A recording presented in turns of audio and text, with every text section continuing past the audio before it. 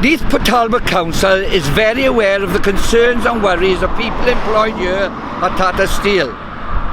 In a personal capacity, I have also previously worked at this site, so I understand the needs of the people who directly work here and those working in the supply chain, their families and the wider communities, who will need our support when we have the full detail of the situation.